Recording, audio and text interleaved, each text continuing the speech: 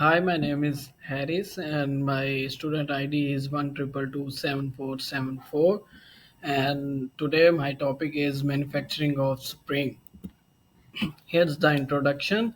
Our topic is manufacturing of spring in Japan, and we found there were seven lean ways identified, and we have to analyze what are the effects of these lean wastes on the performance of the on the performance of the factory. So we have to find out the so we have to work on lean transformation. Yep, and here we have found seven lean wastes, and these were transportation waste, inventory waste, motion waste, waiting waste, over processing waste, overproduction waste, and defects waste. And now in question one, we make a weighted matrix for the proposed lean transform for the proposed lean transformation project. And in this weighted matrix, we set a criteria, and then we give a rating to each criteria, and like that we made four criterias and four different case studies, and we after that we pick the highest weighted case study. And so in this way we pick the improving waiting time for manufacturing of spray. So the next question is why we pick this criteria. So the reason is it is a common problem that we can found this in many steps in many procedures, and same as it is many same as it is very it was used in all over the production phases, and it has some effects at the end of the product and services and customer satisfaction. So that's why we've picked this one. Here's the contribution table, and I my contribution were tool implementation, cost analysis, and customer satisfaction. So I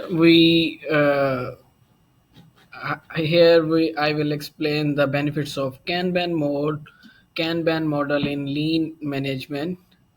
Why we made Kanban model? It has several advantages. It provides us the visual workflow management. Like we can easily see like we can easily see the progress of the project, and and it is used for the it is used to improve the efficiency as well. And then yes, we have flexibility. We can easily target what my responsibilities are and how I am performing. And in fact I can point out my inefficiencies as well, that where I am not performing so well. And it is used for balanced workload, so that every team member have satisfaction that we have divided equally in all the we have divided all the work equally in all the team members. And then we have some other advantages as well, and it is also used for reducing the waiting time. Now the next question is application of lean leadership principle, and here we pick the main principle, which is always carrying a questioning and sense of curiosity. Why we pick this principle? Because it has several reasons. First reason is encourages continuous improvement. Yeah, due to yes, by applying this principle, we have improvement in our abilities, and in by using this principle we can easily point out what's the reasons of the problem. And yes, the next point is enhanced problem solving. We can set we can create a data, and then we can mark the points and causes of these problem, and then we can make a decision from the data provided. Yeah, the next question is value stream mapping in lean management. And what we do no, first I will explain what is value stream mapping. It is a visual tool or document analyze and improve the flow of material and information required to deliver a product or services.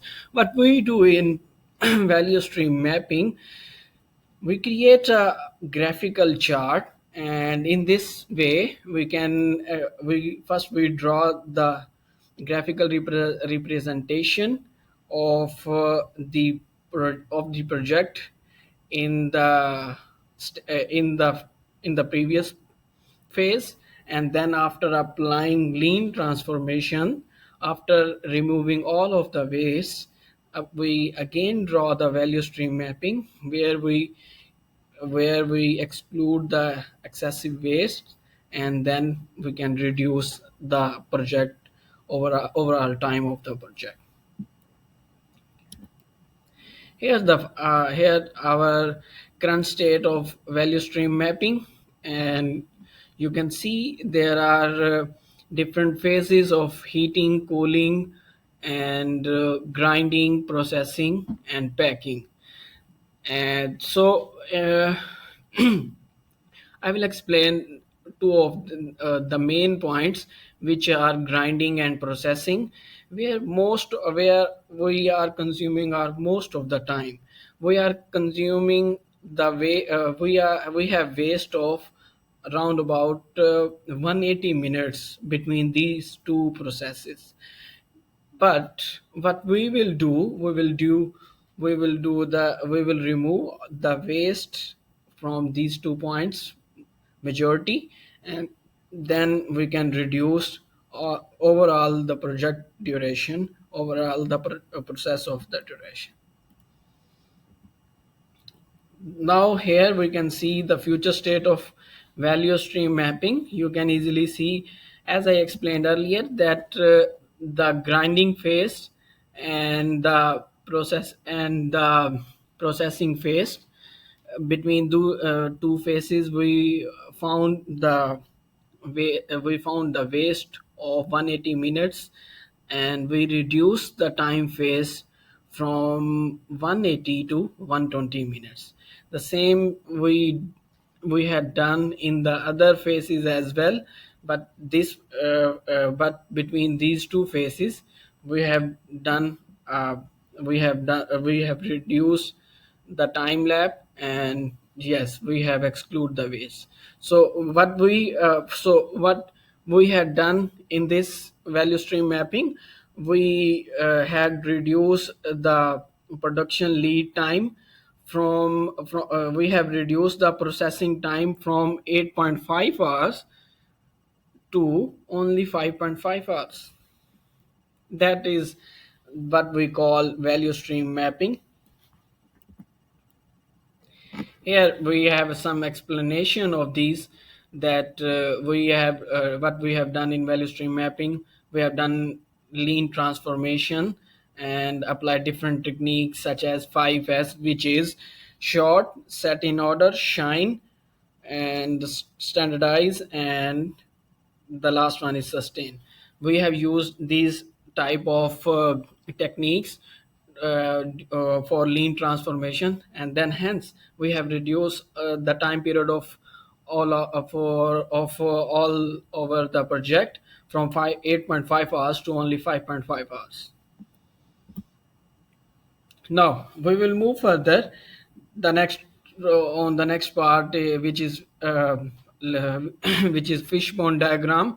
And in this fishbone diagram, what we do, we what we in fishbone diagram, what we do, we create the what we do, we create the causes of these problem, and so that we can easily we have a graphical representation of these problem. And the last point is Pareto chart. In this way, in Pareto chart, what we do, we can easily point out the causes of this problem, as 80% of the causes of these problem lies in only three most of the parts. And we point out the lack of demand forecast, wrong forecast, and lack of, and we found, and lack of interconnectedness.